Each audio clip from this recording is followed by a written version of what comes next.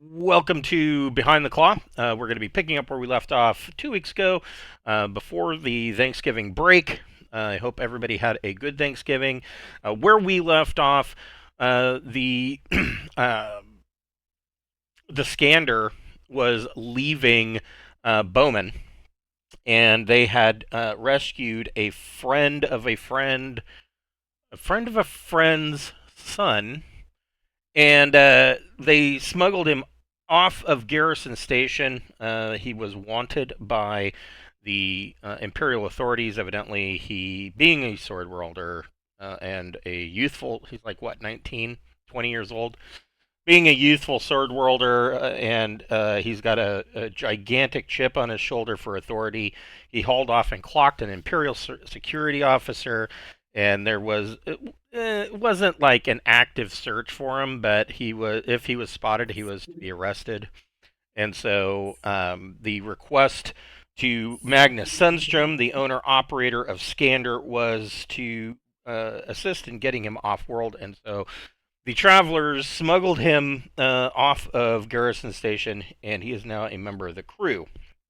And right as they had already set course and were getting ready to jump. They had set course for Walston, and at the last second, Magnus Sundstrom comes bursting out of his office onto the bridge and orders them to change course, but to not tell, do not indicate a change of jump plan to Garrison Station. So Garrison Station, as far as they know, Skander is still jumping to Walston. And instead, he had the astrogator change course to Nirton, which is a red zoned system. And when he was asked why, he only responded with Denisov. Now, for those who may not know, Grand Admiral Denisov is a renowned hero of the Sword Worlds Confederation. He basically fought small fleet actions in a form of rebellion against the Imperials in the Fourth Succession War. And finally, at the end of the war, orders were sent from the Sword Worlds Confederation. You know, they agreed, they lost.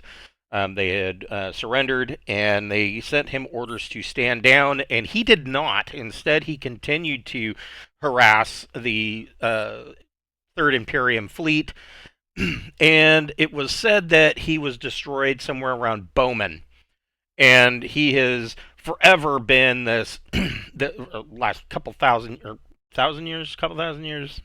Yeah, I think it's about 1,000 years. He's been this huge Sword World's icon, hero. There's statues of him on nearly every planet, and he's constantly quoted. Probably one of the first, historic individuals that's taught in Sword World schools, that sort of thing. And the thing about his destruction at Bowman was that there has been some speculation that perhaps he wasn't killed at Bowman, and that he actually escaped. But there has been absolutely no proof. His ship was never found. Wreckage of his ship was never found, and there was no body ever found. And so this week in jump has been one of excitement as word has spread throughout the rest of Skander, amongst the crew, that some past relic, or perhaps even Admiral Denisov's body itself, has been found, and there's rumors all over the ship. Nobody knows for sure what's going to happen when they get to Nirton, but they are all abuzz about it. And part of that buzz is what takes place during the first 3 days of the jump.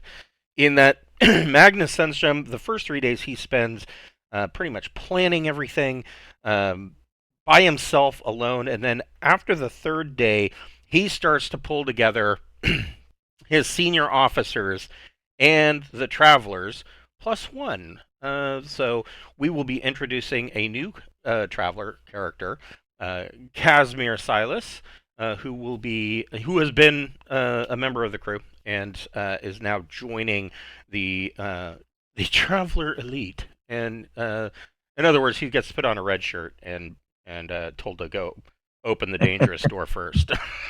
So that's where we will be picking up. Before we get started, we would like to mention that we do have a merch store via Zazzle. We've got t-shirts, hoodies, buttons, all manner of stuff, drinkware. And 100% of the proceeds of that store goes back into our channel. It helps us cover minor costs like subscriptions and things like that. Roll20 and Pro and whatnot. So if you are enjoying the show and you want to help out, go get yourself a Whiskey Rocks glass, and we appreciate everything you do for us. All right, so this weekend jump. So I don't remember. I'm trying to think back 2 weeks. Did you guys already add a week to your study time? No. I just now did. Okay, you can add a week to your study time, and okay. Those special skills those second skills that you were training on. Mm-hmm. You can take those at 0. Okay. Ooh, okay. Audrey gets astrogation. I still wouldn't trust me to fly, but sure. I mean, piloting spacecraft or piloting at 0, that means you're at least competent. You don't have to take a -3 to the roll. Well, you guys didn't have a pilot this whole time? Nice. Yeah, no, they've been just working as deckhands and gophers the entire time. Nice. I am the intelligence officer. Thank you very much. You're yes, the self-titled intelligence Self-made officer. intelligence person. And so, I mean, right off the bat, Casimir, you can pick a skill that you want to train up, and you can add 1 week to that study time. I will. I just don't know what to put it in yet. Okay, yeah, give it some thought. Yeah. Probably something to do with like one of my multiple expert programs because of the juicy +1 but DM bonus to those rolls. That wouldn't be a bad idea. That's true. Yeah, there's training software that can be purchased as well that gives I believe +1 on pretty much any training check that you're going to take for that study period. So the way that I do it, and I mean, it's not exactly rules as written, but then again, the rules as written leaves a lot of vagaries for how you want to do it. And so pretty much the way I always read the rules as written. So like if you're going from like 1 to 2 on a skill, it's going to take 2 8-week periods, right? And the problem with that is that after spending 16 weeks in study, if you make one roll, you lose all of it and you have to start over. So I don't do it that way. I do it that if it's 2 8-week periods, you're basically taking 2 tests. At the end of the first 8 weeks, you make a roll. You make it, you go on to study the next set of 8 weeks. Oh, I see. So, okay. So that way you're not losing the whole crunch. Right, you're only losing like at most half. Okay. You're only losing up to that point. So, or yeah, up to that point. So yeah, that's the way we do it. If you were going from 2 to 3, it would be, you'd make 3 rolls, each one at the end. I don't have anything at 2 yet. Yeah, it starts to get pretty ginormous after level 2, or God forbid you want to do something like raise.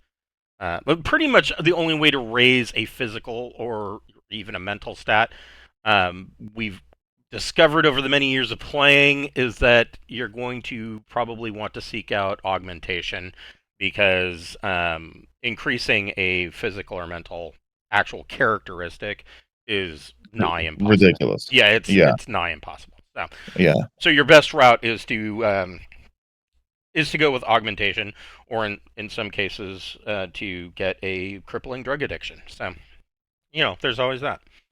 But one thing that I will say for psionics, if you have the talent already, and so like telepathy, and then there's the multiple sub skills.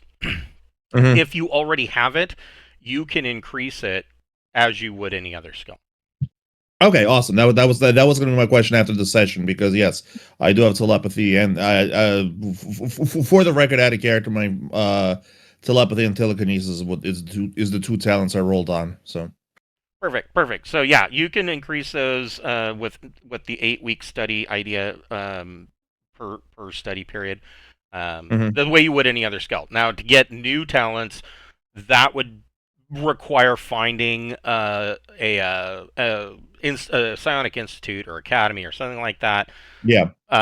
In order to do that, on the extreme outside, you could probably find another psionic that had the ability and train with them, but I would probably institute some kind of negative to that kind of role, because if they're not trained in teaching psionics, then Right. it's going to be more difficult. So, but yeah, I Sure. mean, there would be that outside chance too. So if Zerzi had something that you didn't have, there would be a possibility that Zerzi could teach you, or vice versa. Right. But there would be like a -1 or -2 to that roll.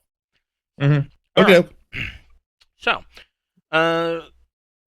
beyond that, so he, after the third day, Magnus comes along and he kind of gathers you guys and his essentially his bridge crew, his senior staff, which includes a captain of the Magnus Sunshine. We always refer to him as the captain. He's not. He's actually the owner and operator of Skander.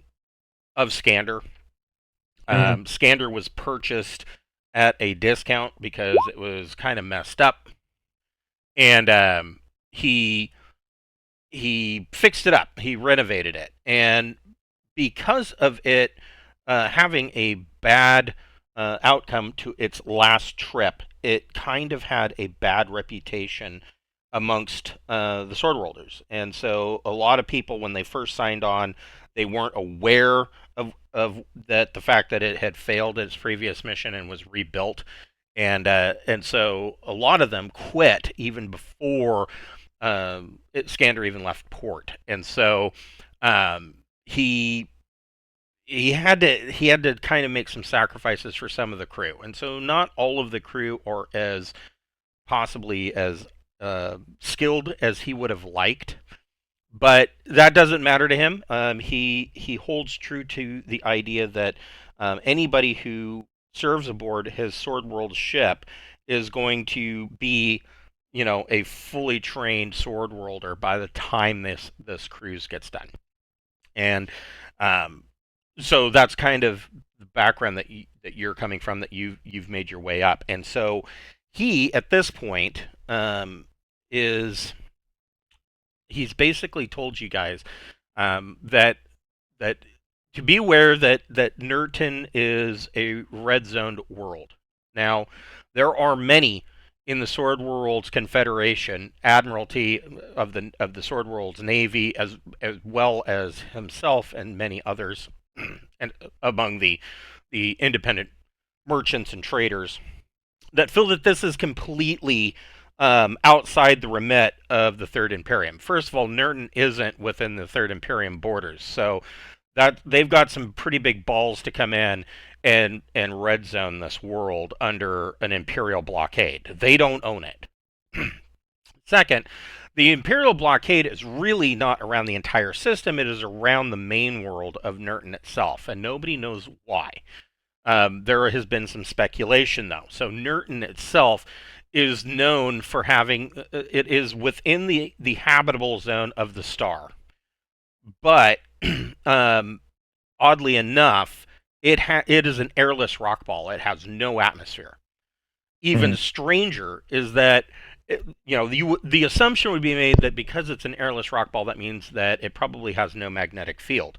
But this is incorrect. Instead, it does have a magnetic field, but it changes frequently. And some speculation has been put forth that maybe there's a large clump of magnetic ferrous material that's on one side, and so it's kind of lopsided, and in the core, maybe it's moving around. There's evidence that there is some volcanic activity, which shows that the core might be active. But the whole plan is very strange. It's very odd. And this is the world that has the red zone around it. And some of the thought is that perhaps the Imperials are down there studying this weird magnetic anomaly in the hopes of weaponizing it for the Imperial Navy or some other strange reason.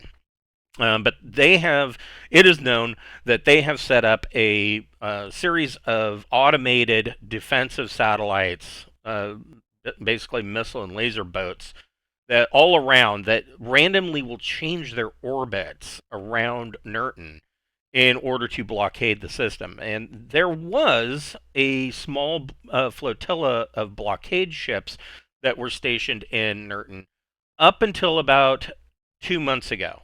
And then they vanished. And nobody knows why, nobody knows where they went. It is believed that they may have jumped spinward, but nobody knows for sure what's going on. So all that's left is this automated satellite system.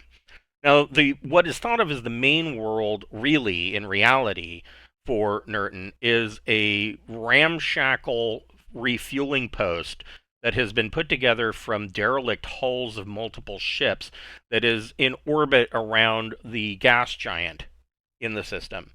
And this station is really where the most ships jump to, mostly because there's no reason to. I mean, even though Nirton is a curiosity and it's mostly because it's red zoned, there's really no reason to go there, and so they just jump to the refueling station, grab their fuel, and move on. And that's perfectly okay. The Imperials don't cause too many problems with ships that are doing that. But his plan is because of those defensive satellites, obviously, Skander, being 4,000 tons, is not going to be able to jump directly for Nirton in order to investigate what he believes is there. And so he was told that so he had a contact on Bowman that he actually met at the Denisov Memorial in Bowman, and they passed some information on to him. And one of these was the scan logs from another merchant ship that jumped close to Nirton. Sword World ships do this frequently just to test the Imperials and to push boundaries. And they did some fairly good. They got some fairly good scan data from the surface, and they detected that there was a crashed ship on Nirton in a crater. Looked like a meteor impact crater, and this ship appeared to be very old. And the belief by this merchant crew is that this ship belonged to Denisov's fleet. And so this, of course, has made Magnus very, very excited, and which is why you're going. And so his plan is that the Skander the Astrogator is set course to jump for the gas giant refueling station. When they come out of jump, he is going to create some kind of diversion so that all eyes in the system are going to be on him, because he's going to do it. He's going to broadcast this over every frequency. Meanwhile, you guys and another crew will take the 2 shuttles and head for Nirton. The idea being that you're going to do a quick burn and then shut all your systems down and maintain that velocity, basically looking like space junk, and go to Nirton and investigate this. And the reason why sending 2 shuttles is that if for whatever reason, if somehow the satellites or another ship and system detects you, the shuttles are small enough that at a distance, and for the automated satellites even fairly close, because of the magnetic interference from Nirton itself, that if you are detected, the second shuttle, your backup, can fire its engines and make a run for it, drawing the attention away from you guys so that you can continue your mission. The other reason for sending the second shuttle is that if you land and for some reason there's some kind of catastrophe, there will be a backup shuttle to rescue you.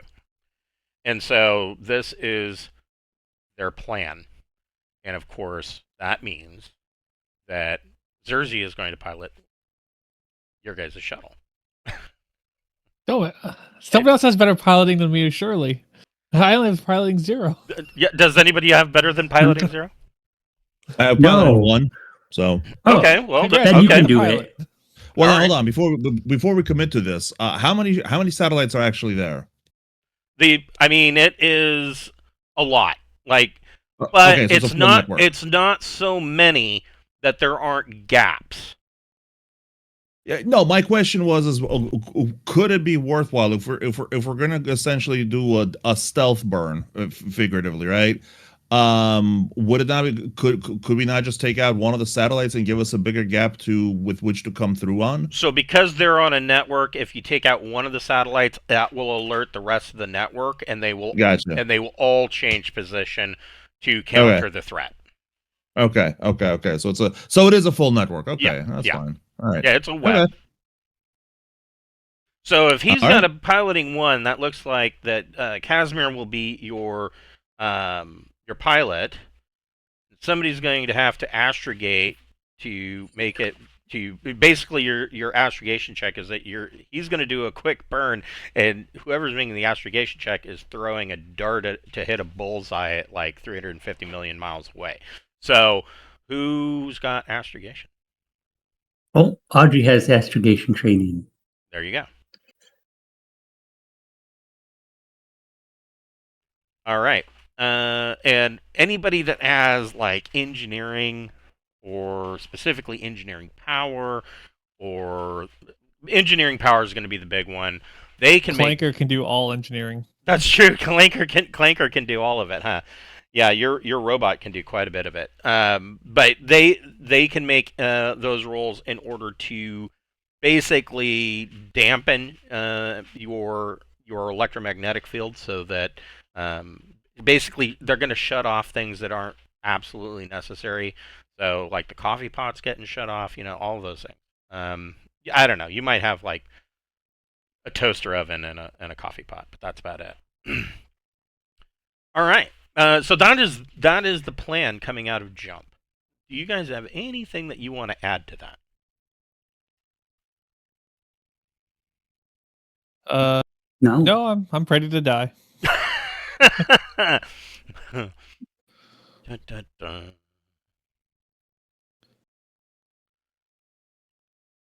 So this is the Nirton system. It's got a pretty typical Class M0 primary star, and not really a whole lot else here. And this is the gas station, or the gas station, the large gas giant that Skander is going to be jumping to. And actually, I need. Oh, good, I did.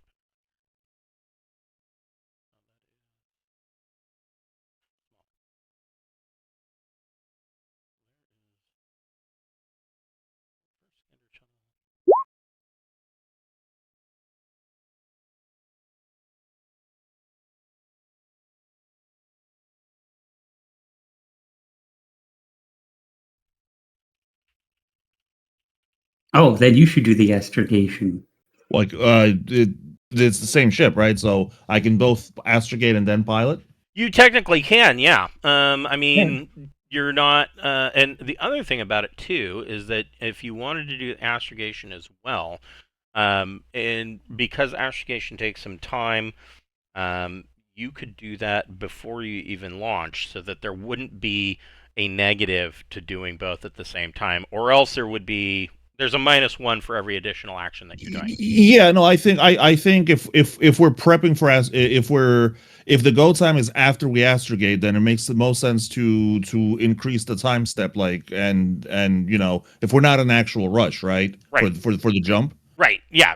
They came out far enough away that you've got at least 10 hours before Skander reaches this refueling station, and so you could take 5 hours to do astrogation and still easily make your way launching with the shuttle. So you got about a 5-hour window. So you can go ahead and make a astrogation plus intellect check. Astrogation plus intellect or education, your choice. I'm flattered both. Oh, okay. Well, I always give the option. Survey says we don't have an astrogation computer, right? You would, yeah. Let's say I can actually give you some specs here. I don't think you get a bonus to it though, but let's. Oh well, then never mind. Then it doesn't matter. Okay. Oh, nice. All right. Yeah. Good. Yeah, that ain't bad at all. Okay, so yeah, you have a plot set. So this is the specs for the shuttle is to gel class, 80 tons, thrust 4, so it'll flat get up and move. Now, luckily, the fuel tanks have 4 weeks of operation, but it should not take you 4 weeks to get there and back. It is going to take you a couple of days though. So you guys are going to be cramped up in this small shuttle for 4 or 5 days on your journey. And I have that.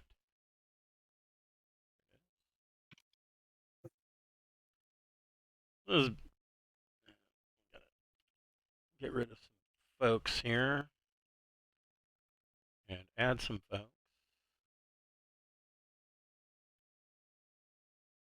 This is an old map. It has my old token on it. Yes, it does. It does. Oh, is this from when we crashed on the ice planet? I believe so, yeah. Oh, okay.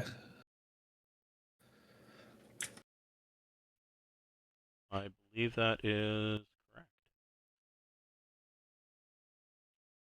correct. Who is that guy with the coveralls? Yeah.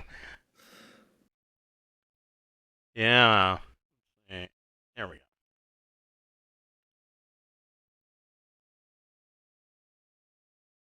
Yeah, I think that was the last time we used this map, was when you guys crashed.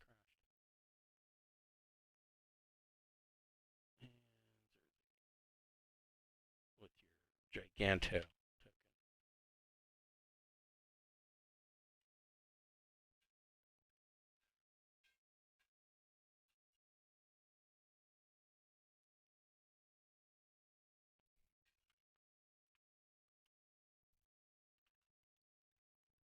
Okay, so yeah, I mean these shuttles mostly, of course, cargo space. There is some there's an airlock and some living space. Beyond that, it is a cramped ride for the next 4 or 5 days. But so I'm going to say that you're going to get, you can make a piloting plus dex check, but you're going to get a +2 on that because you did so well on your astrogation check. Nice. Okay. Pilot, and then I take a +2. Service says a 0. Oh, okay. I see why. Because Yeah, double there's plus 2 plus. pluses. I was going I to be see, like, so the wow, how'd you do that? Yeah. Okay. Well, not bad. Not bad at all. So let's see. That's a 4 and a 3, a Yeah, 1 and a that's a 2, 10. which is yeah. Yeah, no problem. So you guys are on course for this, for the main world. Just a second, I have to take some meds.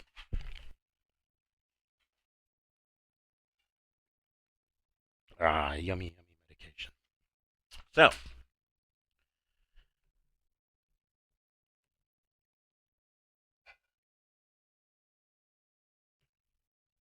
part of this too is that while you are hurtling towards Nirton, they are going the sensor ops on Skander is going to be feeding you sensor data, but of course, because you don't want to be detected by the satellites or really any other ship and system, you've been told pretty much to stick to passive sensors.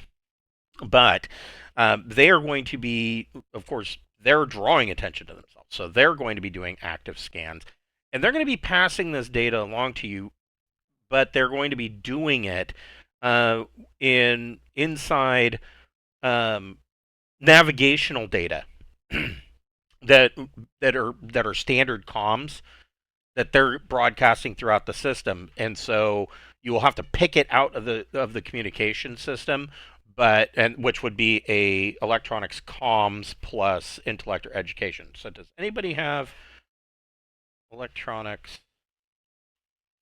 Remember, I have my supercomputer. You laugh, but Audrey can do the electronics. Sure, have Audrey go ahead and take a shot Okay. at it. Okay. Electronic comms plus so- either intellect or education, your choice. Okay. Oh dear. Hmm.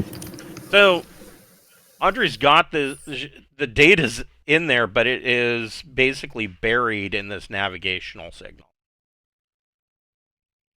mind if I take a look? Okay, I don't get it. Go right ahead.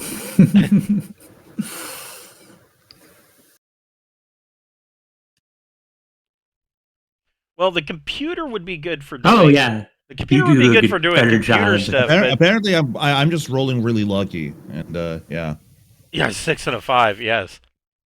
So yeah, you dig this data out, and it's giving you a more accurate picture of the surface of Nirton, and it's fuzzing in and out. There's a lot of static because of this weird magnetic thing that goes on with the planet, but it does show you from this scan, you can pick up that the surface is being an airless world. It's very jagged and very rough, but you can see the edge of this jagged asteroid impact on the surface, and you can see where the edge has been basically hit by a ship considerably smaller than Skander. And you can see what looks like it hit the edge, busted through the rock, and then slid down at a 30-degree angle and slid down the inside of this crater to bury into the soft, dusty interior of the crater. Now, what this tells you immediately is that you don't want to, even though the crater would be pretty, the walls of the crater would be pretty good at hiding your ship. That's not where you want to land, because you have no idea how deep this soft, dusty bottom is. And so landing there is a huge risk. Your ship could just sink. So you're going to want to land, towards the upper edge. And number two, you want to land somewhere where you're not going to be easily seen from orbit.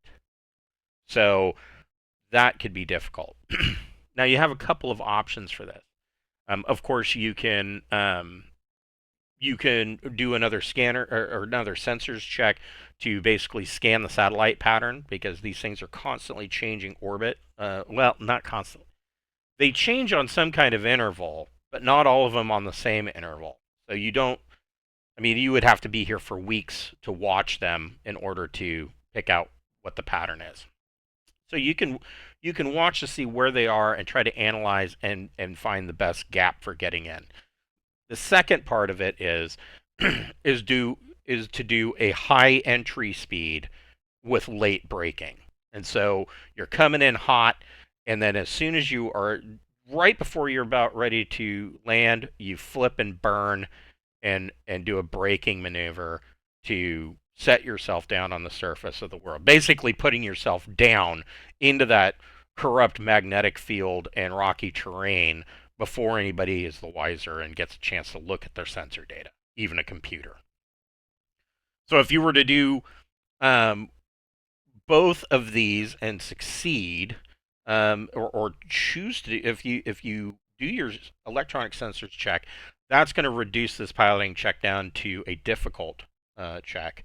But if you also do the pre-planning with the sensor check and then do the high entry with late braking, you can actually bring that piloting check down to an average. And I will give bonuses to anybody that has any additional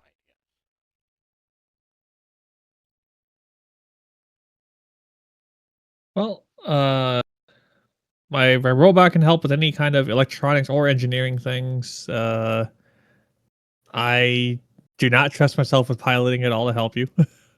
I mean, I'll do the piloting, sure, but Yeah, I mean, I'll take any advantage. I don't have sensors, so if you have it, yeah, go right ahead.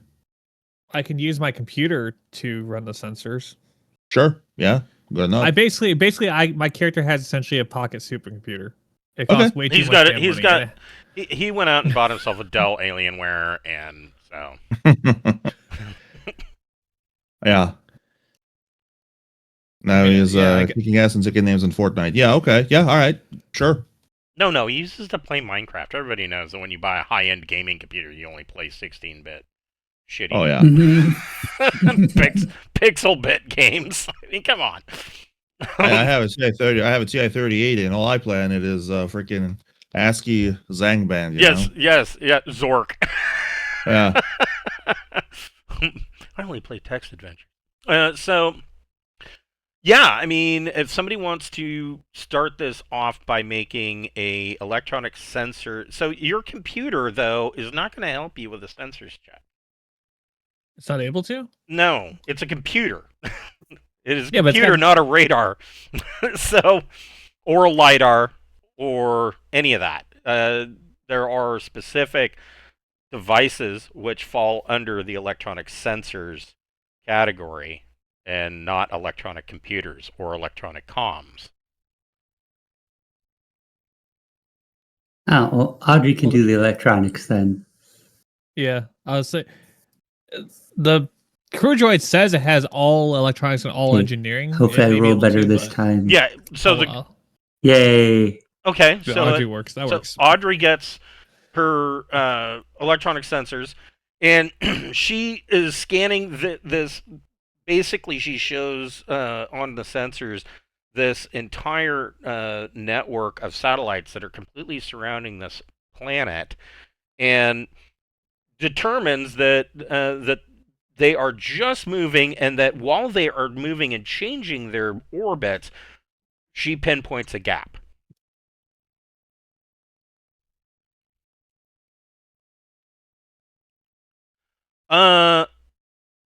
Yeah. You could put the air raft into the cargo bay if you wanted to. I don't know how much use it's going to be on the planetary surface, because remember, you don't want to be seen. Yeah, but it's nice to have in case we need to haul something. So That's true. That's true. Yeah. Yeah, So he we'll see. he has an air raft that he has brought with him, so, which oddly enough will come in quite handy in the near future. It just occurred to me that you having an air raft solves a problem in the future. Okay. Well, great. We'll burn that bridge when we Oh, get yeah. to it. Yeah. Bring it along to be prepared. Yeah, so you've got the air raft in the cargo bay. So Audrey finds this gap, and Audrey, make a recon plus intellect check. Okay. Recon plus intellect. You mean recon minus intellect? So this image that you bring up, so she's got this 3D hologram of this planet, and it's showing all of these satellites, and this image keeps blipping in and out because of this strange magnetic anomaly that Nirton has. And just for a second, you see a blip around the far side of the planet, and then when it comes back, it's gone. Then all you see is the planet and the satellites. I'm sure it's something. All right. Yeah, it was probably nothing. It's fine. It's all fine Yeah. here. Don't worry about it. Okay. Everybody grab onto something, and Yeah, go ahead and make a piloting plus dex check for your high entry speed and late braking maneuver. I'm All right, definitely putting on my penalties? HEV suit first. all right. Right, yeah, Good thing you I guys have. might want to gear up. Yeah. I put on my fucking armored vac suit. That's what I do, There you go. and I suggest everybody do the same. So, yeah. All right. What are my negatives, if any? So you don't have any negatives, and because of so let's see, it says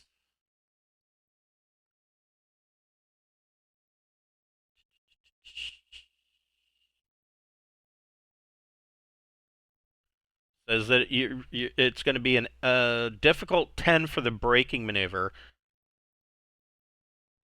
Let's see. All right. Well, here goes nothing.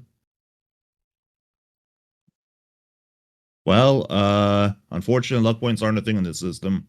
So, yeah, I flubbed the braking. The right gets real bumpy. Okay, so Casimir brings you guys in at high speed. Of course, you were doing like a yes. This whole trip started with a 4G burn, and then of course he picked up some speed coming in, and then he flips and does a 4G burn to brake, but it's not quite enough, and or maybe it's just a little too late, and you guys crack into the bottom, crashes into the top of a mountain, and starts to come down. Everybody inside the ship takes 1 point of endurance damage from the Oh crash. no. Yeah, it's not a big deal. The ship, Oh. I mean, it's dinged up and scraped up, but it wasn't bad enough or hard enough that it ruptured the hull or anything. And Casimir can make one more piloting plus dex check. Yeah. Okay. Let's see. Piloting plus dex, which is, sorry, I am just setting trying to figure out what the tracker for that is. For rolls. For endurance. The rolls I got. Oh, I don't think there is a tracker. It comes directly off the endurance. Just put tab. your temp to -1. There you go. Yes, that's a good idea. That works. Right, and that okay, good. I'm gonna good, use good, a good. psychic power while he's trying to do this. Okay, what power are you using? Control to try to help him with controlling the ship. Oh wow, you're gonna go full on Yoda and the Force. Yeah, pretty Nice. much. I don't want to die. I like living. Nah. Well, I ran out of my good rolls, so you know. So let's see. You're doing a Jodani Psychics Control. Zojodani. 276. Is that It's an average. Is that in? It's in the alien races. Yeah, but is it in 1 or 2? Alien races 1, I believe. Okay. Yes. Yeah, volume 1. Jordani So is- I need an 8. I need an 8 plus. Yes. Well, this is. It may happen. We'll see. And it takes 3 points. Yep. If I pass, if I fail, it's only 1 point. Right. But we may die anyway. We'll see. So it's just a straight up 2d6 for me because I don't have any modifiers. You don't have a plus to your psi? No, because remember I rolled dog shit doing my character. Oh yeah. All my stats are 7 except for 1.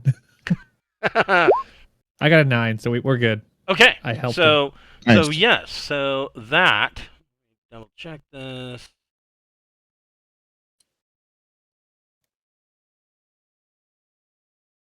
So then for the next.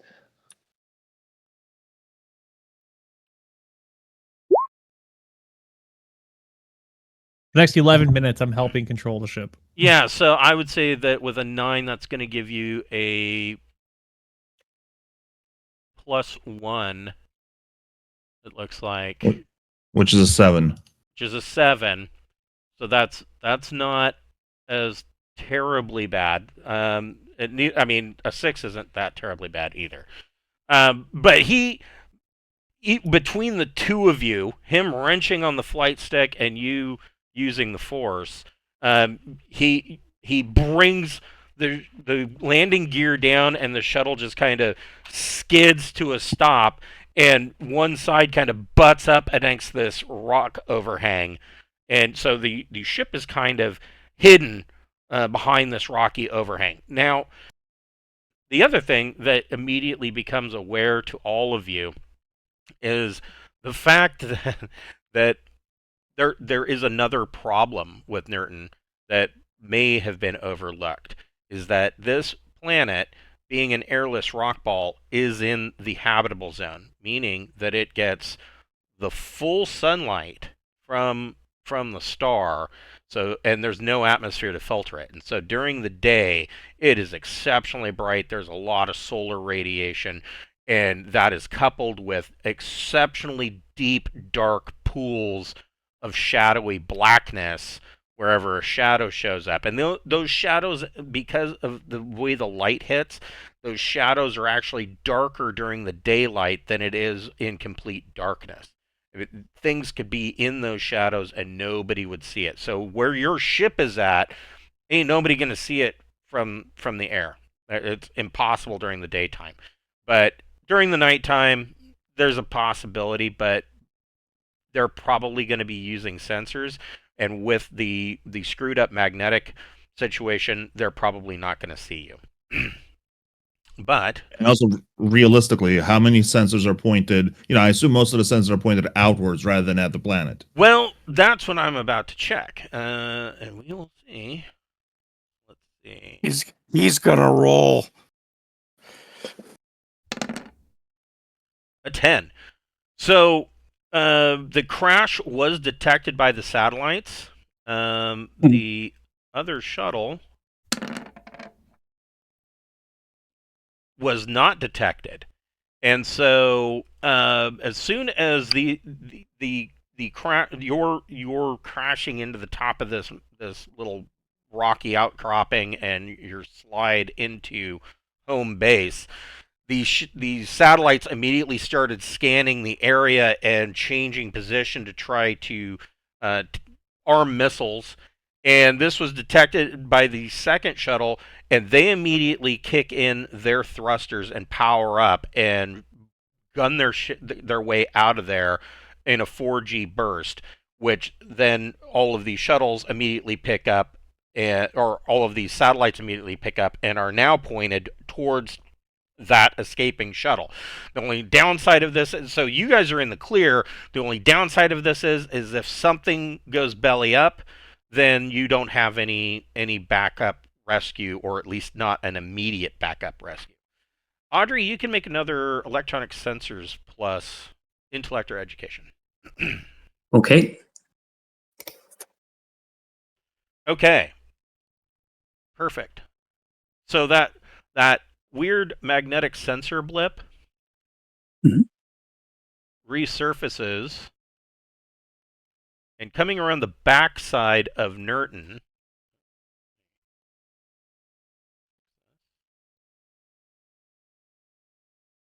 The battle cruiser. no, not that bad.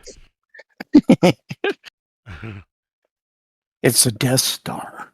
There is a patrol corvette, an Imperial patrol corvette named the Canis that was around the dark side of Nirton and is now coming around the edge and has now cleared the sensor blip and is now visible to you. They have detected the other shuttle and are doing a full burn, running for in a chase for it. I mean, likelihood is, at worst, if they catch the shuttle, they're going to arrest the crew. It's unlikely that they will fire on them, but it really depends on who the captain of that ship is. Let's see. No, not a modular cutter. A patrol corvette. So, yeah, they've got thrust 4 as well. So, so I mean, they are evenly matched as far as horsepower goes. So, I don't know. We'll see.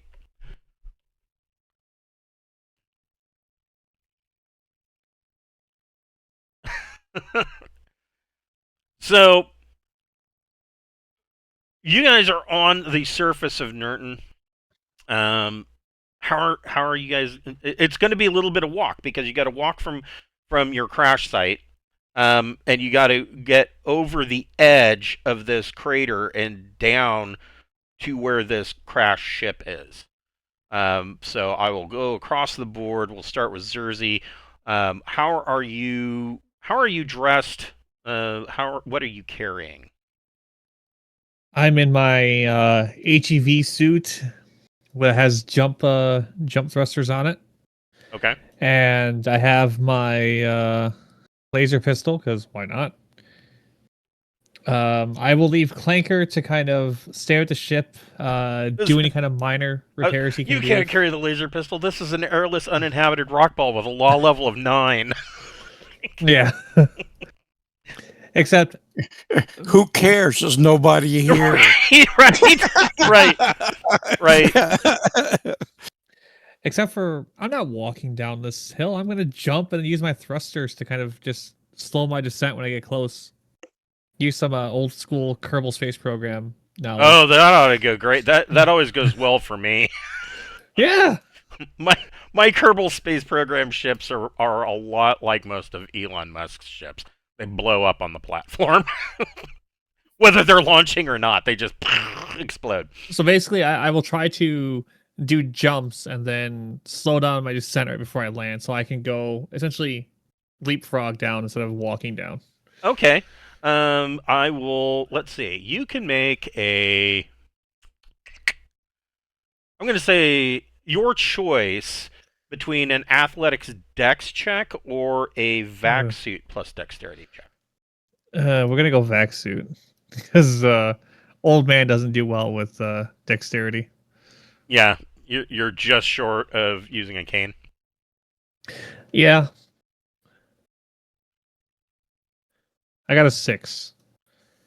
Okay, I would say that with 6 is good with the jump thrusters, and you are able to make it down the edge of this crater. It probably took you about 30 minutes to find an edge of this crater where you can actually make your way down for those that don't have jump jets. But this is basically the crashed ship that you're seeing towards the bottom of this crater. Casimir, how are you dressed? What are you packing with you? I posted it slightly up in the chat, but just to go over, I'll take my improved boarding vac suit. I got my P-HUD, ComDot, cartridge laser rifle. My backpack, I'm carrying two cartridge laser carbine rifle, power packs. That's a typo. Medikit, Metascanner, trauma pack, various drugs, static blade, expandable shield, and a whole slew of expert programs. All totaled up to 14 kilograms of weight, which is just at my weight capacity, so I don't get the penalty. Okay. As far as as far as how I'm going to do it, since we're not gonna bring out the air raft yet, I'm actually going to do the same thing. My suit has also jump jets, microgravity ones. Excellent. So yeah, I mean, I'm gonna do the same thing, except I'm not gonna do a proper jump. I would rather attempt to kind of assist me in climbing, as it were. So I want to do an athletics check if that's at all possible. Yes, you can do an athletics dex plus dex, or I guess since you're climbing, you could also do an athletics strength. Yeah, it's all the same. All my stats are flat except for psionics. All right, and here I go. Okay, well there you go. There's some bad rolls right there. That's okay. That's a bad roll. so you're kind of climbing down, and you're like you were saying, you were using your anti-grav jump jets to assist you, and you slip, and in the attempt to try to grab onto that rock again, you accidentally kick off, and you then slowly fall and pretty much land on your back, and there is this huge cloud of dust that goes up around you. You fall far enough. Now, here's another weird thing about this airless rock ball. The fact that it doesn't have an atmosphere and a weird magnetic anomaly in it. It also, unlike most airless rock balls, this one has 0.55 Gs of gravity. And so Huh. it wasn't a completely weightless, bounce into the dust. It was about half of what you would get here.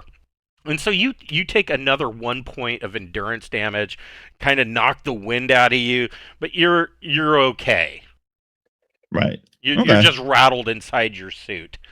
And there's Right. this large cloud that goes up around you, and it hangs longer than it would here on Earth because of the half gravity. But you're doing okay. Audrey, how are you dressed? What are you carrying? Audrey is wearing a vac suit Okay. and then has her toolbox and the auto pistol. Okay. That's right. You don't have a long arm or anything, a rifle or anything like that, right? No. That Is Like- there... Yeah, surely there will be no dangers that we get into. That's the one thing I love about this game is that you guys are low on the equipment level. By the end of my Pirates of Drenax campaign, if I'd asked this, I'm gonna tool up in my battle dress with a PGMP 12, and it's like, why are you? It's a wreckage. Why are you going in with a plasma gun? I mean, what are you doing? So There could be rats. that's true. Those darn rats. I better pull out the heavy weapon. So how are you getting down? Are you climbing down, or do you, well, I guess you don't have on jump jets. no, but on the shuttle is there a long cable or something? Yes, be used I would as say a that. rope? Yes, I would say there is a long tow line in the cargo bay. There Okay, would so probably then- be a good. Oh, this is probably a good 100-meter tow line on a winch. Okay, well, Audrey is going to detach the tow line and then tie it around a sturdy-looking rock and then rappel down into the crater. Okay, so you can make an athletics dex plus dex check. If you don't have athletics dex, it's just a raw 2d plus your dex modifier. Hey, Wow, nailed it. yay! That was an incredible roll. And so, yeah, Audrey just basically comes down the hill with this cable and gets to the bottom and unhooks. Probably takes time to help Casimir up. Yeah. Zvart. Oh, I'm sorry. Go ahead, Audrey.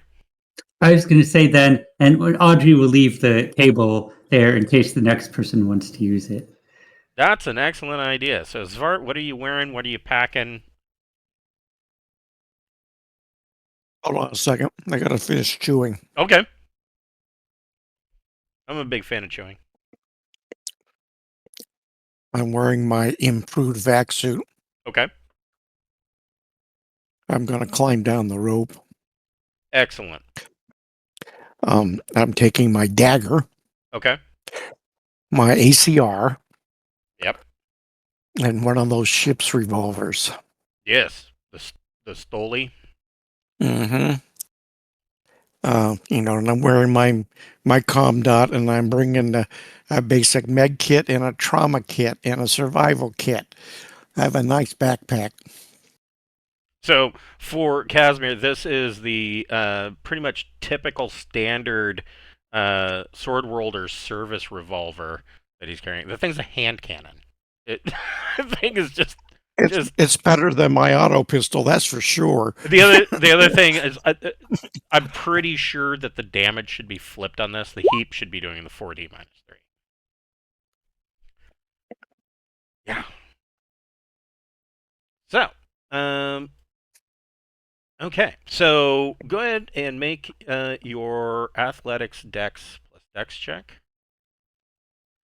or just dex 2d plus dex. I rolled 220D. 2d plus your dex, or if you have athletics dex, it's athletics dex plus your dexterity check.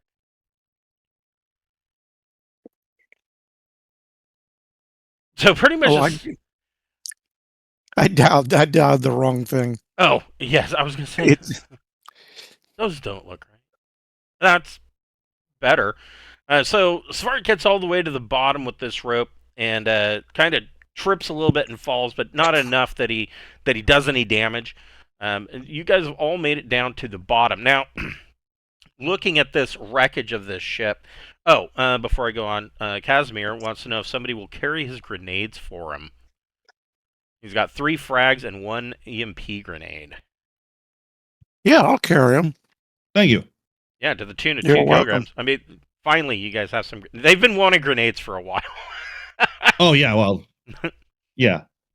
Nuclear grenades. I want a nuclear grenade. Once you're Well, out, no. once you're out in the wild, grenades can be hard to come by. Hmm. So The worlds were just too civilized. yes, yes, darn civilization. That and the fact that you lack a mercenary license. So this. Would an ex-cop have a mercenary license? Well, as an ex-cop, you might, in the Sword Worlds, being ex-patrol, you might have an in for getting some more high-power weaponry within the Sword Worlds Confederation, of course. Yeah, we gotta go back home. Yeah, yeah. Which you'll get there. So when you get down to the bottom, to describe this wreckage, essentially, this ship is. It looks like it is a double hull design, which is still a common design in the Sword Worlds even today. This ship appears to be quite old. I mean, it is covered in this dust, right?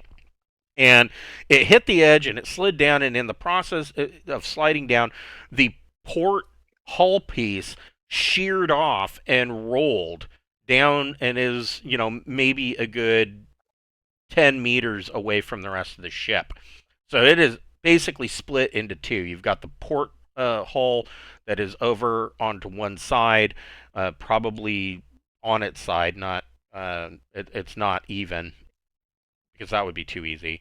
And then the main part of the ship, the largest piece, is parked at a 30-degree downward angle with the front section of it, including the bridge, completely covered, buried underneath this loose, dusty soil that's on the bottom of this crater.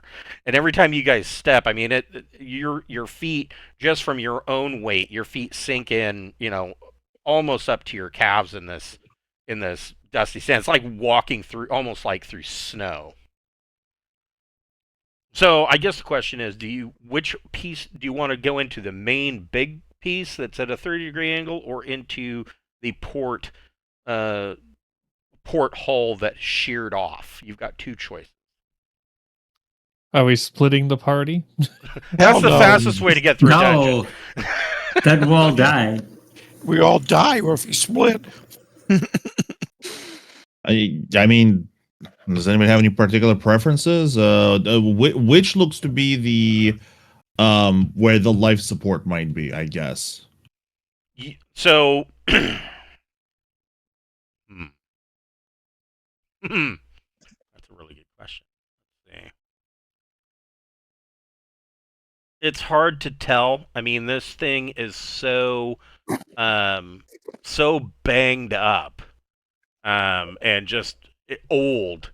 You're not like the HUD inside your suits is not picking up any electromagnetic signature from this thing at all. It is just completely inert. Since I'm recording everything with my computer, am I able to pull up Sword World ship records and see if I can figure out what kind of ship this was? Let me see.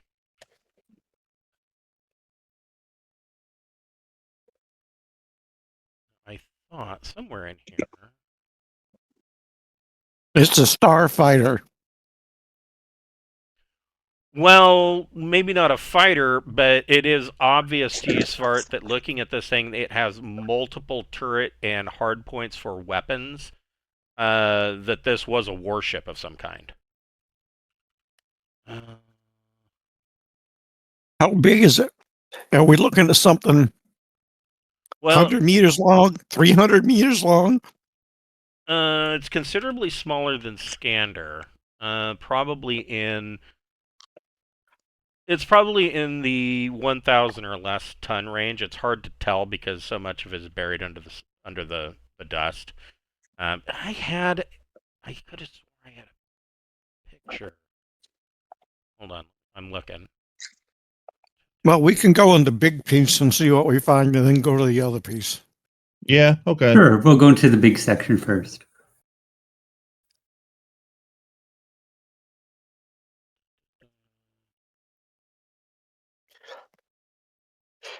I gave him extra work. I Oh. Well, yes. Yes, I do have a picture of it. Oh, come on.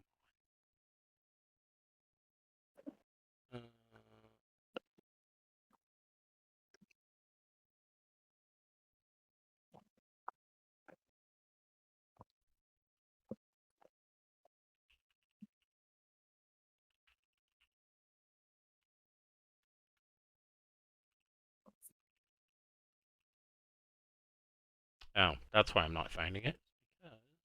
I look in the hall and I see a big red blob coming towards me. Oh no, it's the blob. I don't know if that's a good or a bad thing. You never saw the blob movie, I take it. No. No. Which Probably one? The before- old one or the new one? The old Well, one. I mean, I should say The original blob with Steve McQueen. right, the 50s one, yeah, or 60s Yeah. or whatever it was. Yeah, that one. That was when I was watching those kinds of things. I was still in high school.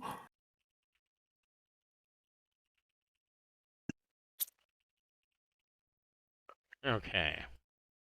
Yeah, so It was a giant blob of red jello that absorbed people.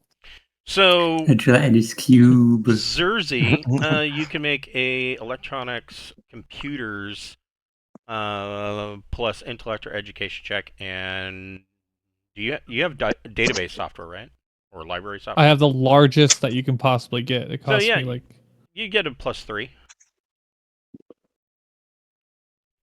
There you go. 16. So Ooh. that thing, the ship is, or the computer library computer is coming up. That this looks like a Varslev class 1,000 ton escort. Hey, everyone, look at my computer. This is what we're looking at. It's 500 years old. Oh, easily. But I mean, this design is actually still used today. They make new ones. It's not commonly seen anymore, but yeah, this is kind of what you're looking at.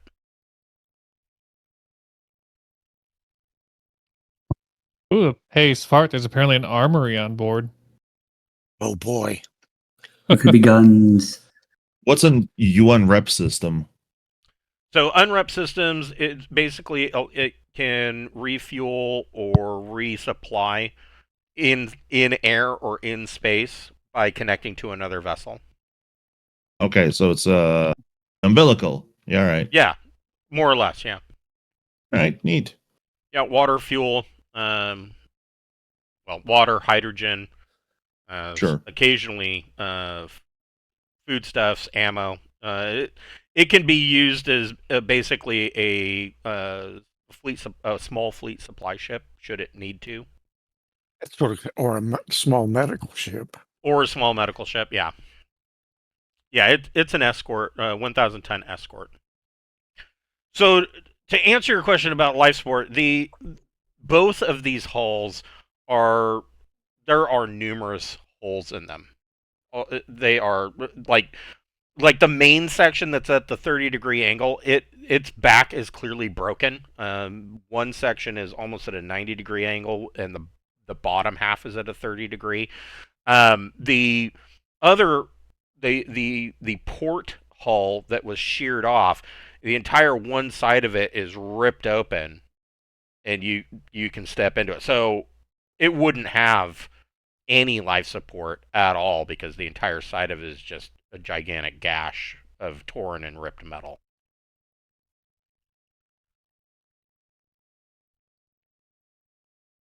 The easiest entry that you see is at the aft of the ship at the 90-degree angle. There's a top portion that looks kind of like a fin, and there is a shuttle that is the remains of a shuttle that is clamped into docking clamps on it. And the shuttle is all ripped to shit. But there is a big gash there that would allow easy entry as opposed to all of these smaller jagged holes that are all over the hull. The fin section would be probably the easiest entry. I want to point out that this thing allegedly could hold up to almost 300 missiles that have been here for who knows how long and what condition. We may want to be careful. Well, yes, but on the other hand, I'm just thinking there's no way this is Denisov's ship, right? Because if the guy was an admiral or grand admiral, this ship's too small. So, Well, it could be. So the story of what happened was that the theory, at least, is that at his last big stand at Bowman, it is thought that he transferred to another vessel from his flagship and gave the order for multiple of his ships to flee and basically scatter, and they were supposed to meet at rendezvous points. And those that were left behind were basically going to fight a suicidal rear guard action so that him and the command crew could get away. And they could then further the rebellion from wherever it was that they were meeting. Nobody knows that for sure. Of course, the Third Imperium has always said, "No, we kicked his ass and we blew up his ship, and that's all there is to it." Sword Worlders, of course, they're Sword Worlders. They're basically space Vikings, so they believe what they want to believe. Okay, so this could be his ship. Okay, well, all right. It's a possibility. Well, yeah, it's a possibility. All right. My mom and dad said he got away. All right. Yeah, I mean, sure. Does anybody have any objections to going through the top? No, we can go in there. Let's do it. Shall I use a frag grenade to make it bigger? Yeah. Yeah, that's a good idea. Well, I will let you guys go first. I'm not a fighter. I'll take point. I think I probably got the best armor. I'm a little bit trained in this, so yeah, I'll take point. Okay, so everybody can make a vac suit plus dex check. And I'll give you since he is making since Casimir is taking point, you all get a +1 to that. There's those good rolls again. Yeah, there they are. So everybody but Audrey, you guys get in, and Audrey, there you are. Here. So Audrey coming in there, this opening. Yeah, it's big enough for you guys to get in, but you kind of have to turn sideways a little bit. Audrey coming in, she's second to last, and she gets a small rip in her suit on some metal as she comes in, and Xerxes behind her and can see Atmo coming out of her suit. Audrey, you're currently dying. My suit ripped. What do I do? Audrey, you're currently dying. You're the mechanic. Fix it. Okay. Your suit would have emergency patch kits. So all you would need to do, you can either make a vac suit plus intellect check, or you can make a mechanic plus intellect check. Your choice. Mechanic. Okay. Audrey will try to dig around in your toolbox and find some duct tape and patch it. And no! Yeah, duct tape's not going to do it. Holding my computer to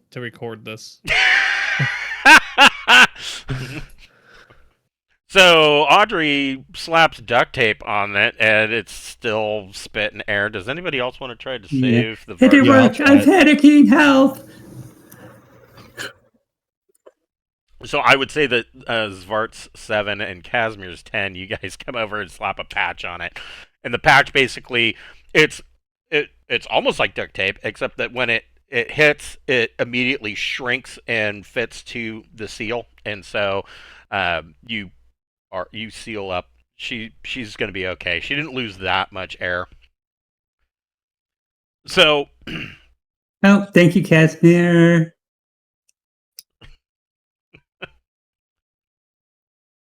So Casimir brought up a good point, and I scrolled up because I forgot to bring this up. Is that for a pointless system at the ass end of nowhere, there sure is a lot of activity here. Right, right, and yeah, and nobody knows why. This is also so part of this merchant cruise is that part of the deal that Magnus wants you guys during trading and making deals and trying to make money is to keep your eyes open for any intelligence, and of course this ship in and of itself he counts as intelligence, but yeah, that's a good point. That there's a lot of traffic going on here for a nothing system. It seems that the Imperials really are wanting to keep people away from it. Sauce. I'm assuming the answer is no, but do we see any signs of there may be some sort of power in this? Mm-mm. I was going to getting ask. No power. Right, but I was going to ask. We know what the ship sort of looks like, right? Because you identified it correctly with your database. Right. You know where the power plant is? Maybe we can at least activate emergency power. Yes. Let me. So it would be down on. You're on deck 3. It would be down on deck 2 is where a power plant is. In the starboard hull section, there was another power plant in the port hull section that was ripped off. Right. Well, that's no good for us, but yeah. All right. My vote is we go and see if we can activate emergency power and go from there. Sounds like a plan. Yeah, sounds good. I'm also going to definitely try to find a souvenir. So everybody can make a recon plus intellect check. Okay.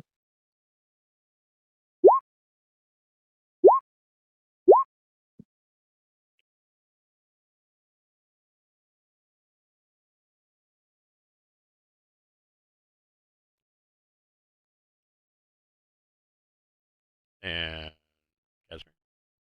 I think a 12 works. Yeah. Ooh. So Zerzi and Svart, you notice a number of things. I mean, and just obviously the interior of this poor ship, beyond being old, it's just trashed. I mean, it took serious damage in its crash, and you see a number of things around. You see some old vac suits. You see some foil meal packs, and the thing that you notice. Zvart.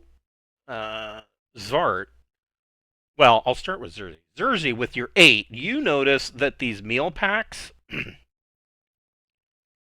have been. They look like they've been opened, but it looked almost like the edges of the foil has been melted away, and the interior is the interior of the package is empty to the point of being spotless. Now you note that this is weird because you can't even open a Pop-Tart and take it out to put it in the toaster and not leave at least some crumbs behind. There are no crumbs. There's nothing on an airless world. They are completely spotless. Zvart, You notice that the couple of vac suits that you found up here, and a couple of other items, the seals are completely gone. And I don't mean like they've been torn out; they're just completely gone. Like they were never installed. It's spotlessly clean.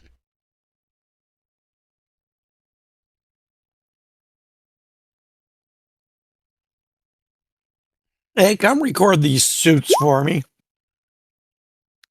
I'm recording Someday. everything with my computer. I'm just walking around with one hand on the computer, just showing everything. He's got his laptop. Pretty much. You know how much money I can make off of these souvenirs? That is very true. So, I mean, as wrecked as this place is, I mean, there's probably not going to be a whole lot of loot. I mean, everything that you're seeing is just wrecked beyond repair. But if it turns out that it is a ship, even if it wasn't, even if Admiral Denisov had never stepped foot on this vessel, if it was found to be a part of that fleet, you could take the most useless souvenir from this thing and sell it on auction back in the Sword Worlds for up to 10,000 credits just for, an ID badge or something like that. I mean, I'm grabbing like the empty meal packs and putting them in my backpack. These came from Denisov's fleet. Oh, I've got it all recorded, so I got provenance. And I mean, the expiration date on them is like, the year 695. Yeah. So the current year is somewhere around 1105. These expired in 695, so it's been a while. So you see that there is a open passage. The iris valve is open, and it kind of leads down this way. And Svart kind of looking through there, Svart and Casimir, you can see that this area, this hallway, of course, is at this extreme slope. You can see that there is a whole pile of crap that is strewn. Some of it is piled up here in these side halls, like in here. There's a bunch of refuse. This section of the ship looks like it was living quarters.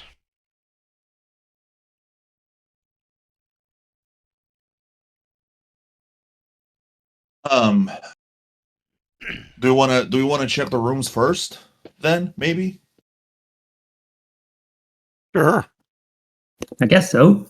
Okay. Well, we're on close proximity. Let's split up and search for clues. Sure. I go Okay, into this search. room. What do I see?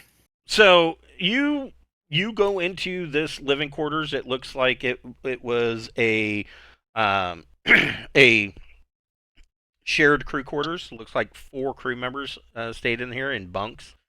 Everything is piled up against this one wall. The bunk bed is tipped over. It had come loose from the bolts in the wall. You just see you see a couple of still photograph pictures that some of them have been partially dissolved, almost like an acid has hit them, and the edge of the celluloid has bubbled up. You can see that there are a couple of books that have been again partially dissolved. There was one book that was clearly at one point was covered was a hardbound leather cover, and most of that leather has been removed with some kind of acid. Hey, this is really weird, guys. I'm taking out my investigator's kit and taking out the little microscope and looking at the book's cover. Oh, okay. You can make a science forensics plus intellect or education check. Now, with your forensics kit, I believe you get, what, a +2? Yeah. I get a 6. So, Do I see? Yeah. So the this looks. You determined that this was that whatever kind of acid was used on this, it was some kind of almost like a stomach acid. So Oh, it's it was organic. an organic acid, and you determine with your forensics kit that whatever dissolved this, it would have taken quite a long time to get through all of it. Yeah, It's a very they are. slow Yeah, process. organics aren't very fast. Casimir, you go in these blocks. It appears so these on this side appears to be standard crew quarters. Looks as Svart has pointed out that there were 4 crew members in bunks per room. This side appeared to be more of officers' quarters. Um, they were single individual, more of a comfortable, like a cross between an office and a sleeping quarters at the same time. Again, everything's piled up on this one side.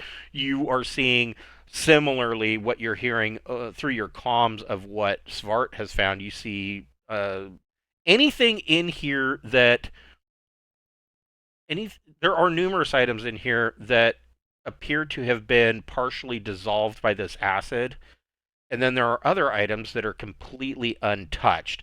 You can go ahead and make a uh, if you have a if you have science biology, you can make a science biology plus intellect I investigation don't. I check. have an expert soft for it, but it's back at the ship, so Okay, no.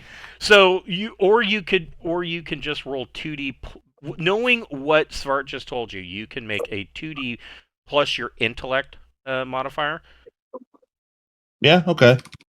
and Why shouldn't I? I'll give you a +1. Oh, there you go. Okay.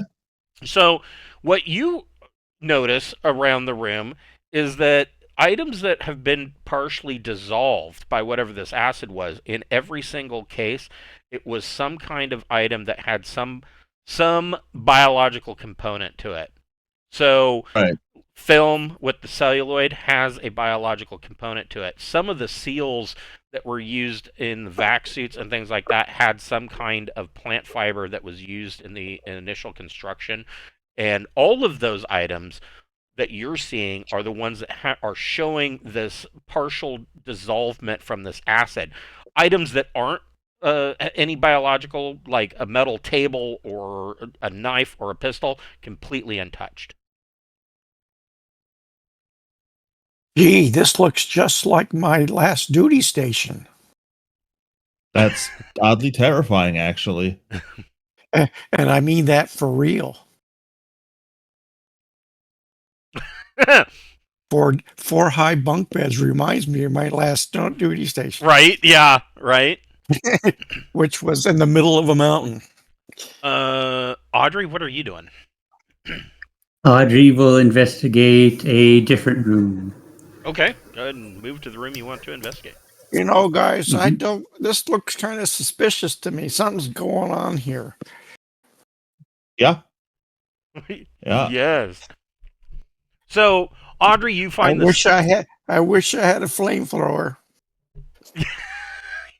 Right. Audrey, you find kind of the same thing. Go ahead and make a. You can make a investigate plus intellect check.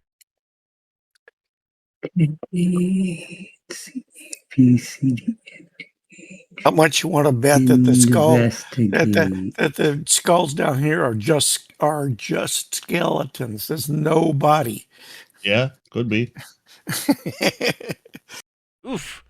So, Audrey, you rummage through one of these officers' quarters. You don't find pretty much anything. You're running into the same thing. You're finding like officers' uniforms that from the time period. I mean, they could have been crew members, officers of Denisov's fleet. There's no way to prove that, but you're seeing that most of these uniforms are at least partially dissolved. Yeah, Which I just just goes found to some clothes. which just goes to prove that the sword worlders believe in real materials. They don't use any polyester or nylons in their suits. They actually have, good old fashioned cotton and wool. What's Zerzy doing? He's So I guess hiding. we're He's exploring the hiding. ship. Yeah, Xerxes hiding up there. Yeah, I yeah. wouldn't be hiding. You guys basically. Jersey's the smart one. So Svart says he found like a bunch of stuff, some partially melted, same as Casimir, Partially eaten, it appears. partially eaten. Yeah, a strange kind of eating. I'm just gonna check one room that I'm gonna suggest We got we just evidence leave. of some organic acid being involved. This sounds like it's up here on the pay grade, and I'm down here. So I say we look for souvenirs and maybe a little intel and get the hell out of here. Zerzy, you can make a investigate plus intellect check. I don't think I have that skill. I do not. -3. So just 2d6 minus 3? 2d6 plus intellect -3. Okay, so it'll be just a -2 with this roll. So 7. Okay. So you do find something. You find a very old key card. And it is to the point where like it's aged enough that the ink is kind of rubbed off, or the printing has kind of rubbed off. It's impossible to read the name of who this is, but the magnetic strip on the back and the embedded chip still seems to be in place and doesn't appear to be scratched or ruined in any way. I definitely will record it and just tell them that, well, I found some sort of key card. Too bad there's no power, so it's not really going to help us, but I'm going to definitely keep it. Yeah. It's worth at least 20,000 credits. Yeah. Literally, if something looks like it's old and could be tied to like an old military ship, I'm just putting the little knickknacks in my backpack. Like, Okay. So basically, once you find a shopping cart, you're going to fill up. Yeah, all right. yes. So you pretty much find the same thing throughout these rooms, without really finding much else. But start moving forward, you find in this aft main hall, you see that there is a tangle of wreckage here, and you can also see down at the bottom of this heavily sloped section of the ship. You can see that where it kind of busted, there's this a huge amount of debris down there. But you think you can climb through and kind of make your way down into the forward section.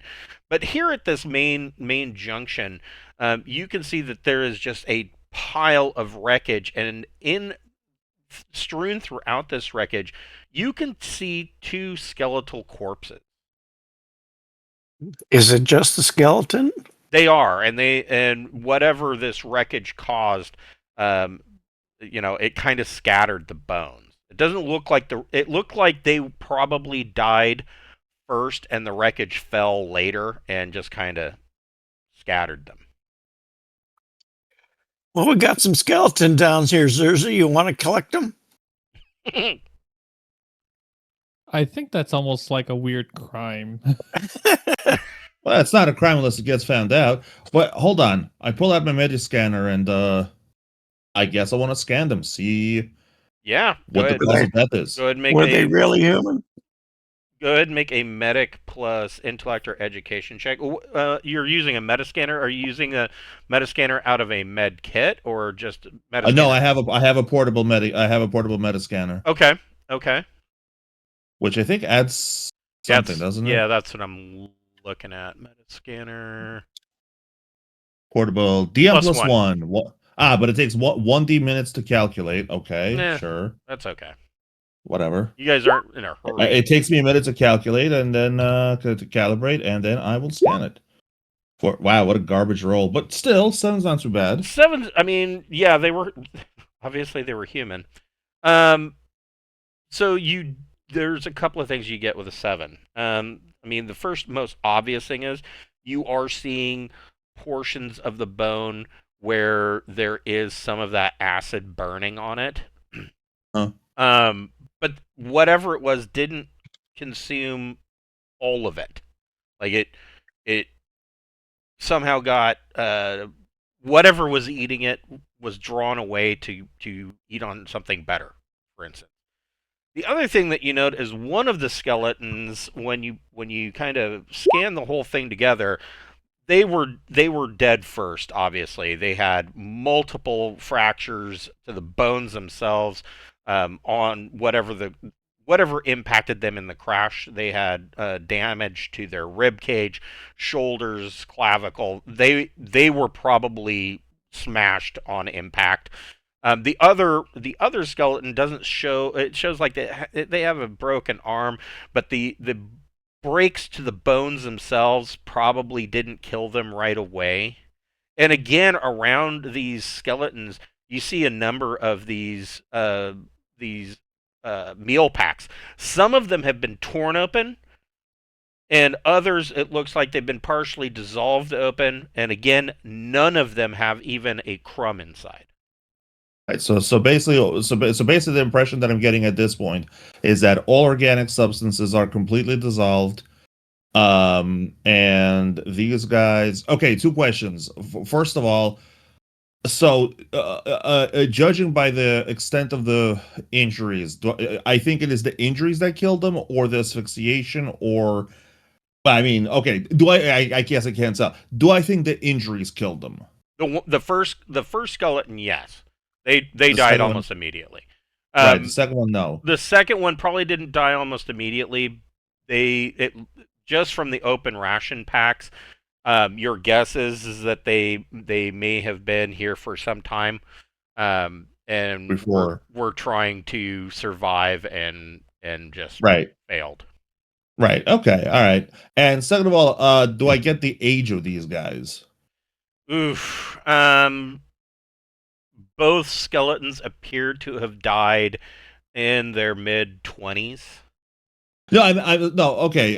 What I meant is, how long ago was it? The same 500-ish years? Oh yeah. Oh yeah. Yeah. Okay. They've been All here. right. They've been here since this ship crashed, easily. Yeah. Okay. Look. Just making sure. You never know, right? Maybe one guy was alive for like 20 years. That's for like right. Yeah, 20 maybe these were scavengers that just didn't make it. Listen. Okay. Well, I collect my findings and send them over to Zerzy. I say, here's the medical report. Yeah, I mean these guys were original crew. One of them died in the crash. The other one, unfortunately for him, lived a little longer. There's some Rakishan packs here for you, Zerzy. Excellent. I'm Here's also some definitely empty going to want to take. Pop-Tart packs. I'm also going to Yeah. want to take some bone samples. Sure. Oh yeah, yeah. Well, I mean, Well, if you want, I'll use my forensic kit, and you can record me using proper police procedures. yeah. Well, because I mean, He pulls if out we the survive Ziploc this and bag. Pulls We out get the back to a Ziploc bag and the pair of pliers and crushes the bone to pieces. if we get back to a more civilized place, if we can run DNA tests, we could potentially figure out who these people are and their ancestors who may still be alive, and that may be able to give us information about the crew. Yes. Yeah, Yes, you maybe. could. We could, potentially. We just got bone marrow, but It won't be any after 500 years. Oh yeah, that's also true. But What's we Audrey could doing? actually. All right, let's see. Well, Audrey would be wanting to try to find out where the engine room is. So that would be, Way down here. yeah, that would be down in this area, possibly up in here. So it's gonna you're on deck 3. You would have to find a way down to deck 2. And I don't know if we're going to get past those green blobs. Uh, You know, they're probably nothing. That's probably just a mold. Yeah, I guess then Audrey will start heading in that direction. I don't know what we have with us that's going to kill a green mold, especially since it can survive in vacuum. Yeah, we have a laser and explosives. So, Collect some. the lasers. Oh, the It laser could be might work. Yeah, the it laser could turn might into a work. medicine like penicillin. yes. Good luck. So, Would you like to try? Would you like to try it first? well, I mean, maybe they're like jellyfish. You could just, pee on them. Whatever. Hmm. Yeah, we're in a vacuum. I'm going to open up my vacuum. It's really cold. It's really cold. Nobody can pee like this. It's too cold. It's like going camping in October. So yeah, you guys get down to the bottom here, and there is a October's 110 here. right. There's just a pile of wreckage where this ship where the back has just busted. This part, of course, you guys were kind of taking your time and being easy on yourselves, climbing and being careful. But this is all torn and jagged. If you want to make through there, you're going to have to make a athletics dex or vac suit plus dex check. Okay, Audrey goes through the rubble with athletics. Okay. So, Audrey, you make it through. You don't tear your suit, and you come and you see that there on this side there is or what's left of this was a lift and an emergency ladder shaft that went up to the up to the fin up at the top. But it is completely shattered and filled with all sorts of rubble. So this wouldn't have been a durable place to climb down in the first point. But you can make a recon plus intellect check. Okay, we got plus intellect.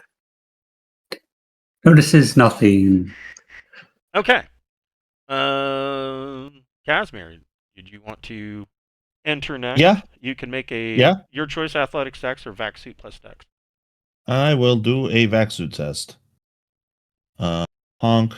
But I flub it completely, apparently. Yeah, so And you die immediately. You Yeah. make it through here, but you catch your suit, your hip, you catch it on some jagged metal, and you are leaking air. Ah, crap. Mechanic test to repair? Sure, either mechanics plus intellect or vac suit plus intellect. Well, actually, vac-suit is better. I mean, well, given how my rolls have been going. Right.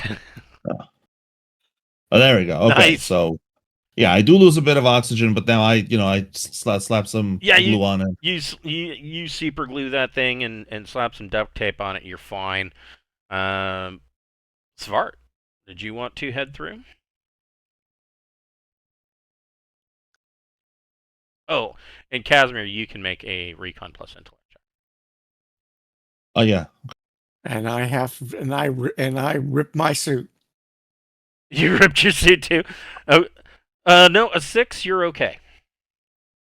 Okay. Okay, so Casimir doesn't see anything. Zerzy, you're the last one. I roll do I 11 really on want my to I roll athletics 11 stuff? on my recon. Okay, I will get to you in just. Cersei really doesn't want to go through this. Okay. I'm going to tell him and say, I'm going to try. If my suit gets damaged, I'm going to try to find another way through this. I am far too old to be climbing and doing all this nonsense. You're what, 58? Oh, come on. Yeah. A 58-year-old nobleman who's You're a rich you're asshole. never gonna make it onto one of those vitamin commercials if you're not willing to climb through some wreckage. vac suit plus dex, right? I took my Prevagen. Now I remember how to get back out of here.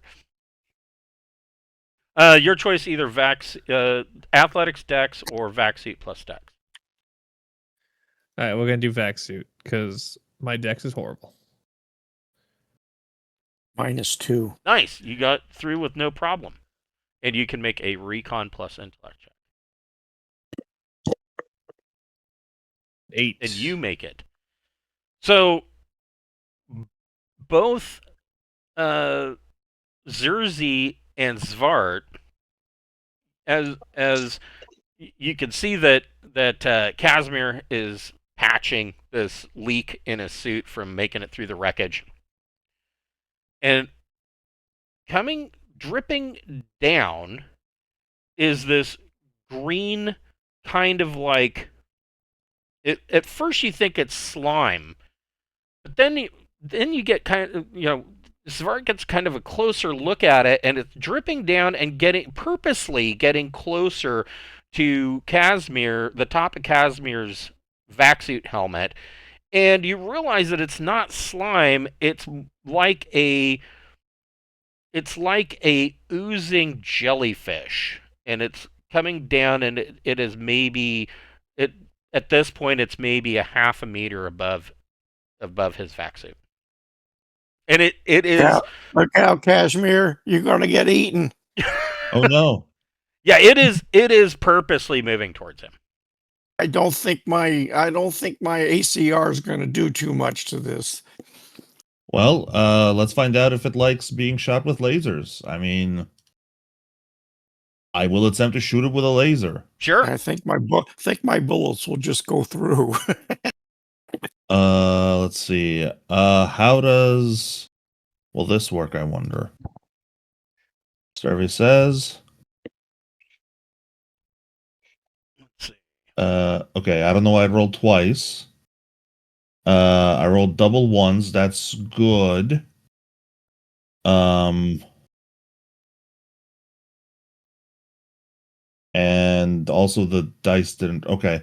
All right, so I'm definitely having some issues, but that's okay. So you rolled double ones. That's a miss, but it's not. I mean, let's see. 1 + 1 + 0 + 3. It's not low enough. It's to be a critical fail. So they warn you. You fire at this thing, and Zart, you also notice that there are some more of these things at the end of this chamber. Hold on here. Do this. Thank God my vac suit's doesn't have any organics. And then I have to find.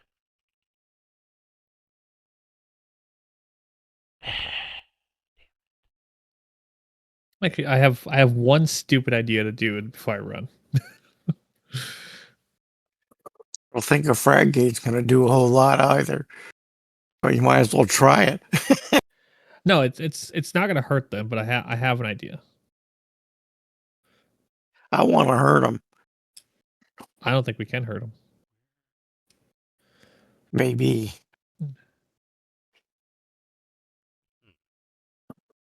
Should be able to boil them off. Wish I had a flamethrower. Sorry, I had this all prepped, but Roll20 deleted a bunch of my stuff a while ago, and I don't know why. And I guess I'm still dealing with that. Take just a second.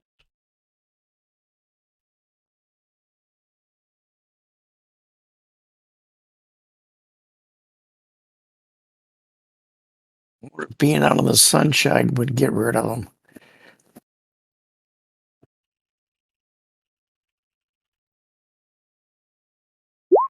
You're in a hazard suit, right? Yeah. You probably impervious to everything. Maybe I spent a lot of money on it. They're pretty tough. I'm looking for it right now, real quick, while we're sitting here.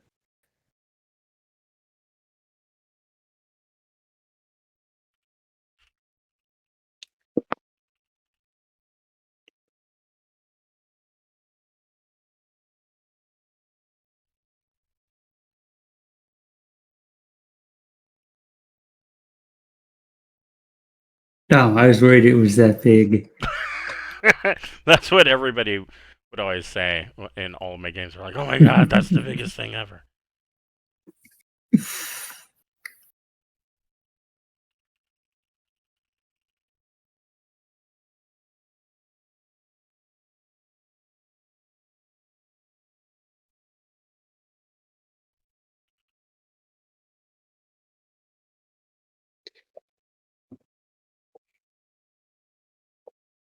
Now we know why this is a red zone. Right? Yes, Because they're oozes. this is the reason.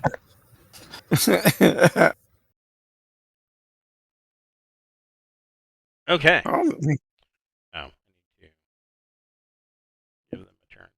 All right. So everybody can roll their initiative. So dex 2d plus dex or 2d plus intellect, your choice. I get a 7.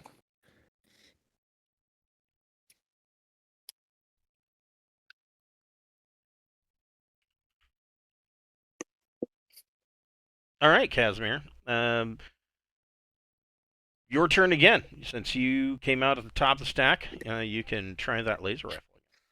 Yeah, I suppose I will. Hopefully this will go better this time. Does the macro factor in for full auto? My God, I would really like to not roll shit, but Yeah, that's still wow. Yeah, that's just a bad roll. yeah, that's just a bad roll. That's just Okay. a bad roll. So yeah, you fire and your shot kind of goes wide. Part of this too. I mean, not only is there a big gash in the hull here that's filled with rubble, but you see over here there are a number of holes in the hull that look like they were probably made by laser fire. And I don't mean like hand weapon fire by small arms. These were probably shipborne beam lasers or pulse lasers. So the ship has been cored. But yeah, Yeah, okay. your shot goes wide. You burn a hole in the ceiling. You can move if you would like 6 meters with a minor action. And Okay. I left the grid is actually on. And so it is set to 1.5 meter increments if you need to measure it. But no, okay. Well, yes. I mean, like I said, I was going to take point, so that it goes for me rather than anybody else. So that's fine. Okay. Audrey, Okay. what would you like to do? Okay, Audrey is going to, it's icky. Step away from the ooze and then fire her auto pistol at it. Sure. But misses. Okay, so Audrey's shot goes wide, and everybody else kind of ducks. Is like, oh my god, Audrey's terrible at this, and everybody ducks. Audrey is terrible at gun shooting. The Nirton creature. These things are so weird. It doesn't. Do these things have stats? They do. I can show it to you.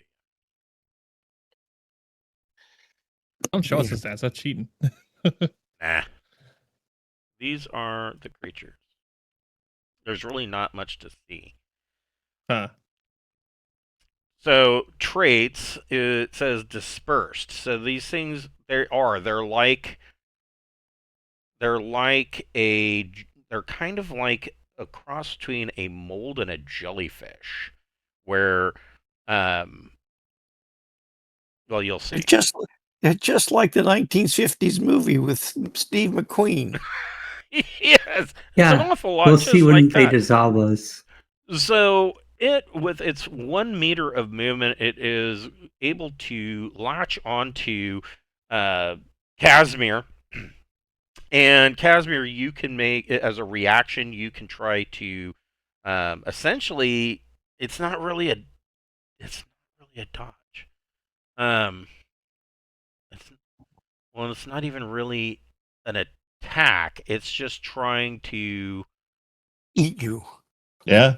All it has to do is attach. So I would say that as a reaction, if you would like, you can make a athletics dex check to get out of the way. Yeah. Okay. I can do that. As soon as I find where my skills went. And I mean, with as slow as these things are, I'm going to give you a +2 to that roll as well because they only have a movement of 1 meter per minor action.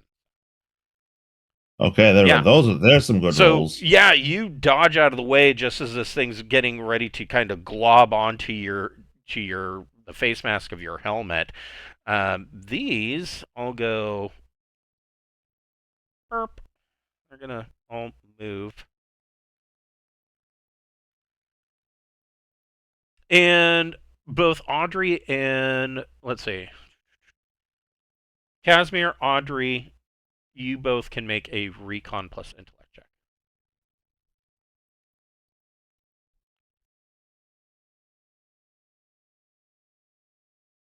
So I'm going to say you both got that. So these things appear to, at this point, at least to you, like they have, as with you coming into the ship and coming into this area, they act like they are waking up from a long hibernation. Well, they are. They haven't eaten in a long time. Probably, from what you've seen. The other thing that you notice is that unlike up above, so you saw, like, for instance, you saw the skeletons up there, you saw partially eaten stuff. Down here, it's even cleaner. If there was anything organic, it's gone. There's no bones, there's no corpses, there's no crumbs, no seals, nothing. It's all eaten. Svart, what would you like to do? I pull out my revolver, I aim, and I shoot at this guy. So let's see what happens when you shoot a jellyfish at point blank range with a 357 Magnum. Jelly goes everywhere. So I'm close, I aim, Yep, and I you have get a +1. And I get another +1 for aiming. Yep. And I'm already a +1.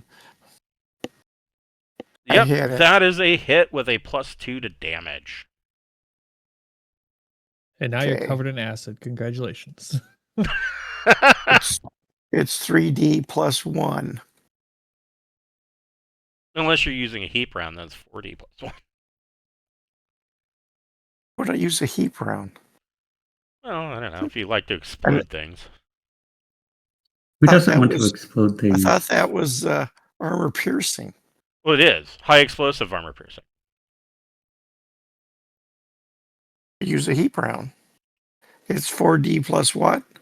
It is. Hold on, I'm pulling it up. 4D -2, and I'm at a +2. Yeah, so 3D -2 for regular. It's 4D -3 for heap.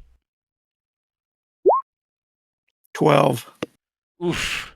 Okay, so so Svart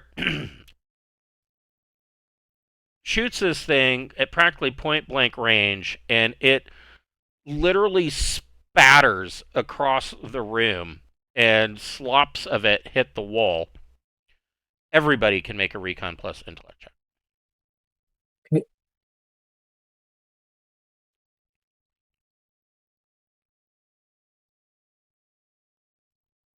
I get an 8. Wow, Zerzy, you really notice it. So everybody got it.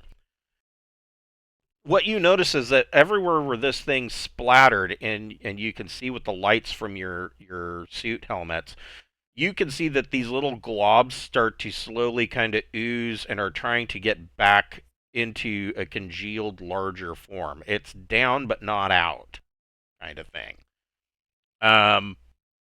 Zerzy, what would you like to do? It's the Terminator 2 villain. I assume it kind of exploded all around us, bits all around us, probably. Yeah, it's splattered all over. Well, more in this direction, but yeah, it's pretty much splattered everywhere. I'm just going to grab one of the meal packs that were cleaned out thoroughly. Okay. And just scoop a little piece of it up and seal it up. Okay. And I'm gonna say, you all should probably just run. We probably can't kill these. Zerzy, you can make a electronics computers plus intellect or education check, and you get a +3 to that for your database program. Wow, I was shit. Wow. Well, I mean, a 2 plus a 1, and you still got an 8. That's good software for you. So, you know that from the layout that you got of this class of escort, there should be a lift down to deck 2 at the end of this hall. Okay. Am I able to seal up the bag so like it can't get out? As far as I can tell. I mean, I know that Svart's got some sealed bags with his forensic kit. Yeah, I have Smart, sent, give me a heavy duty Ziploc bag. Double that baby up. Yeah. here's This here's is- an evidence bag, and you can super glue it closed. Yeah, I am 100% definitely keeping a tiny amount of this for science. Science. For science. I know what he's gonna do. He's gonna use it as a weapon 3 weeks from now. Right? Yeah, he's gonna throw it at somebody. Catch. You Slime never ball. know. Slime ball special. So I feel like that my character would want to stay away from the combat. I mean, yeah, I could fire my laser pistol, but I'm a dog shit shot. well, And not to mention, somewhere on this ship is a bunch of large missiles that I don't feel like hitting with a laser pistol. That sounds like fun. that sounds like a good time. Yeah. Casimir, what would you like to do? We'll be we'll be closing up here soon, but I kind of want to get through this combat. Okay, yeah, fair enough. I think I'm not gonna overcomplicate it. I mean, this is well within range. I'm gonna just line up. Actually take the aim action, because I completely forgot that I can do that. Right, and I forgot you get a +1 for short range, because this is, I mean, Well, hot dog. I mean, maybe. yeah, this is only maybe- 13.5 meters. I would say that's short Maybe range. I'll actually roll something good this time. So that puts me at a +2. And come on. Oh my god, I actually hit. There you go. Holy crap, for 21. So something different happens. You're using a cartridge laser rifle, and you pop this thing dead center, and it's like it shrinks in on itself, and you see smoke or steam or whatever coming off of it, and it's dead. It doesn't splatter. It boils down to nothing. Oh. I say, well, we can't get samples from that one. Yeah. It is now inert. Zerzy, let me borrow your pistol. Audrey, You can't shoot it. It's fingerprint locked. Okay, That's well, right. He put a fingerprint lock on his pistol.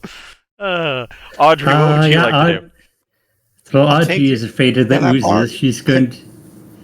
Can I borrow your finger as well? She'll be screaming in the chair, ah! And then scramble up the rubble here to try to get away from them. Well, I mean, it's not like they move fast. I know, but she's still afraid of them anyway. Okay, so you move back up the rubble. Go ahead and make a athletics dex or a vac suit plus dex check. Okay.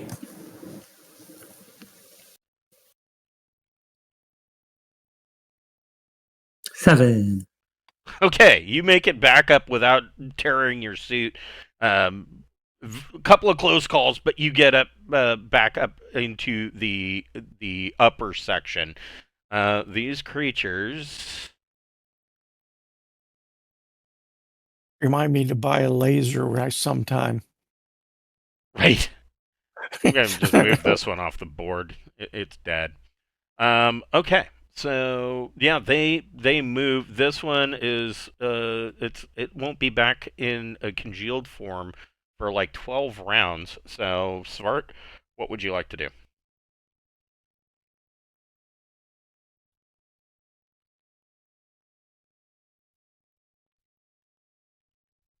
Here, Okay. I'm going to be a target. Are you gonna Come get, draw come fire? get me. Draw them to you so that Casimir can pick them off one at a time. Okay, so Sure, why not? you stand out and are like, hey, look how tasty I am. Zerzi, what would you like to do? Are we trying to fight these things, or we just want to leave? Like, what's our? Oh, we what's need our to go plan down. here? We need to go down and get some of these missiles. Or the power. So yeah, we need to make sure that they don't like drop on our heads.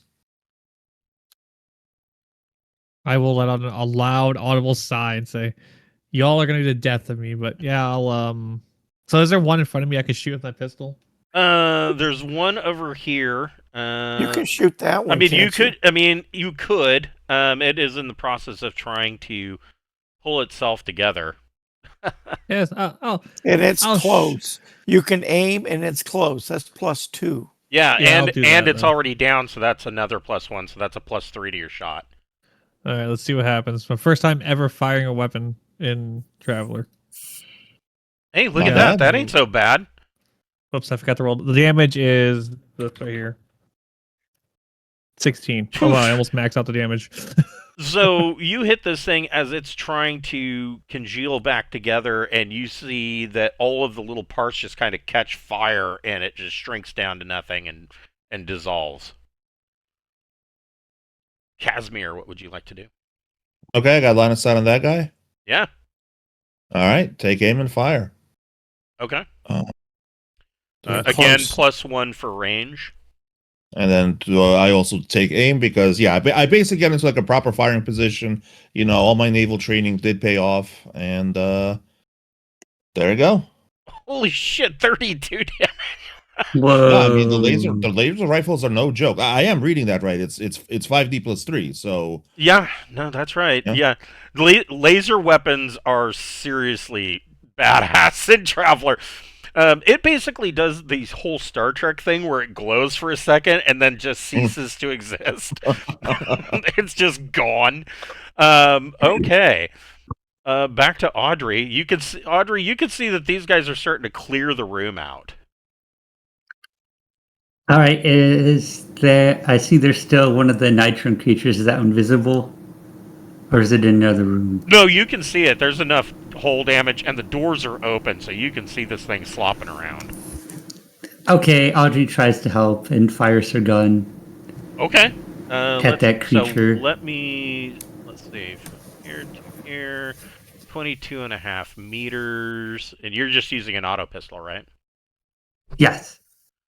Which has a effective range of 10 meters, so you are at Twice that. yeah, so you're at -1 to hit. Okay. Or you could attempt to move closer. It's up to you. No. But you can offset that -1 by aim. Wow, look at that. That is just incredible. What's another hole in one of the walls? Yes. Yeah. Well,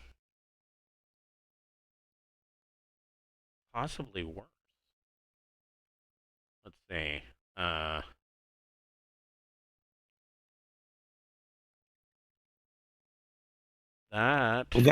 That one's gone, and that one's gone.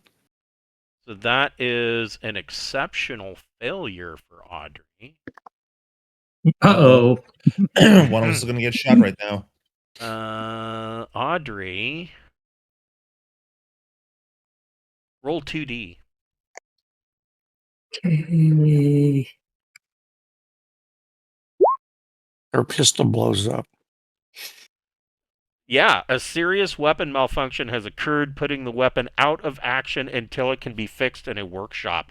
So this thing blows up like a Chinese 9mm, and basically it just comes apart in your hand. It does. It blows up in your hand. Ah, my weapon broke. My hand hurts. Yeah, it doesn't. This one Good doesn't thing Svart say. has several weapons on him. Right, this one doesn't say that you actually took damage, but yeah, it blows up in your hand, and that weapon you are now unharmed. No, I still have the laser cutter. Yes, you're gonna attack somebody with a welding torch. Mm-hmm. I mean, it worked in Aliens in one of those maybe. I was gonna say, yeah. Svart, what would you like to do? So who can I see? You've got a line of sight on this one. I aim. Am I close? What are you shooting? A revolver. So that's A 15. a magnum revolver. Yes, 15 meters. With the heap round, maximum range is 5 meters. That's I'll go with the regular round. yeah. So it would be 10 meters. You're at -1. And I'm +1 anyway. Right. So it And I- offsets. And I aim. That gives me +1. Right. 10. Yeah. There you go. +2 to damage. So 3d -3 +2. 3D -1. 8. Okay.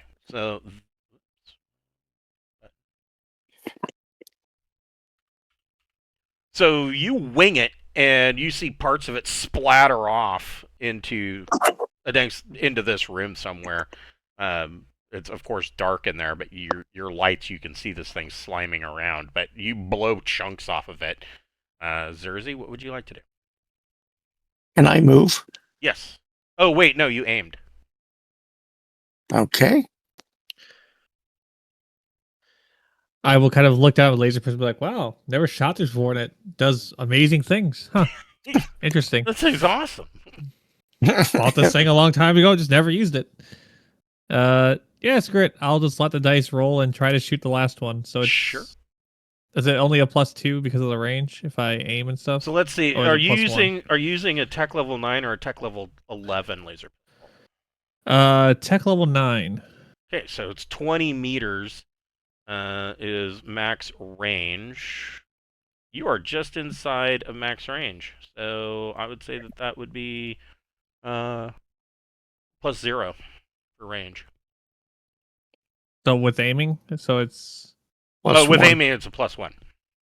okay. Okay, I'll actually use the correct dice roller this time.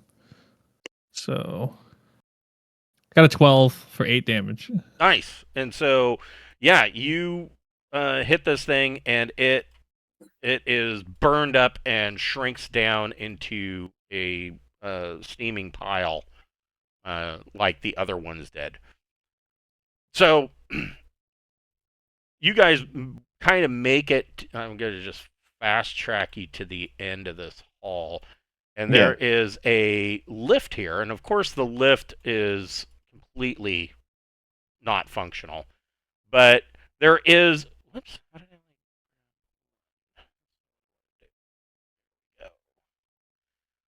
But there You is. jump on it.